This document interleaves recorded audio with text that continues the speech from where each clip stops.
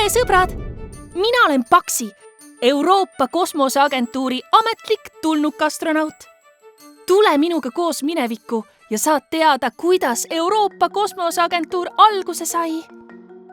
Kunagi ammu sai maailm aru, et kui midagi väga kiiresti, väga kõrgele visata, siis see ei kuku alla, vaid lendab hoopis edasi ja jõuab lõpuks kosmosesse.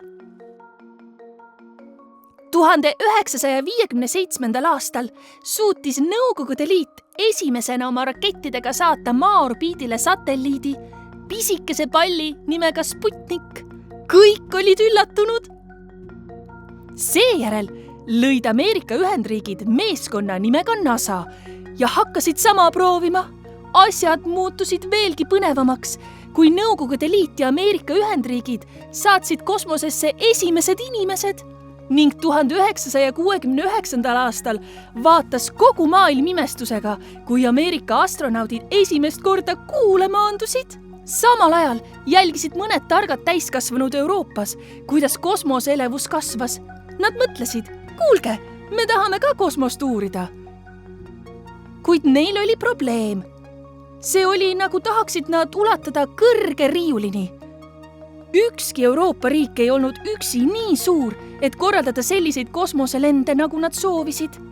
Kuid neil tuli suurepärane mõte. Mis oleks, kui kõik Euroopa riigid roniksid üksteise õlgadele? Koos võiksid nad jõuda tähtedeni. 1962. aastaks otsustasid 10 Euroopa riiki koostööd teha. Nad moodustasid 2 meeskonda, millest üks ehitas rakette ja teine tegeles teadusega, valmistades kosmosesse lendavaid masinaid. Mõlemal meeskonnal olid suured unistused, kuid nad mõistsid ka, et kosmosetehnika valmistamine on väga keeruline. Nii tuli 1975. aastal täiskasvanutel uus mõte. Mis oleks, kui ühendaksime meeskonnad? Nad liitsid raketirühma ja teadusrühma, lisasid veel mõned lahedad mõtted ja põmm! Euroopa Kosmoseagentuur oligi sündinud. Nüüd on ESA, Euroopa Kosmosemeeskond. Meid on 23 riiki, millel on lisandumas veelgi riike ja koos me ehitame rakette, saadame roboteid teistele planeetidele, valvame ja kaitseme planeeti Maa.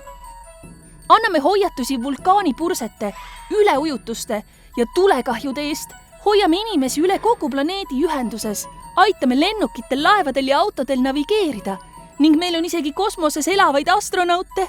Aga uskuge mind, on veel palju enamatki. Meile meeldib teha koostööd ka teiste sõpradega kogu maailmas, nagu Ameerika, Kanada, Jaapan ja paljud teised, et tegeleda veelgi suuremate unistustega. ESA näitab meile, et kui teeme koostööd ja kui meil on ühine eesmärk, võime saavutada hämmastavaid asju. Nii et kui te järgmine kord öistaevast vaatate, pidage meeles, et kuskil seal kaugel on terve meeskond kosmoseuurijaid, kes teevad kõvasti tööd, et avastada universumi saladusi, aidata meil kaitsta meie planeeti ja muuta meie elu maal paremaks. Täna saime teada, et kosmoseseiklus algas 1957. aastal, kui tollane Nõukogude Liit saatis kosmosesse esimese satelliidi, millele järgnes 1969. aastal Ameerika Ühendriikide astronautide esimene maandumine Kuule. Ka Euroopa riigid tahtsid sellega ühineda ja mõistsid, et koos on nad tugevamad kui üksi.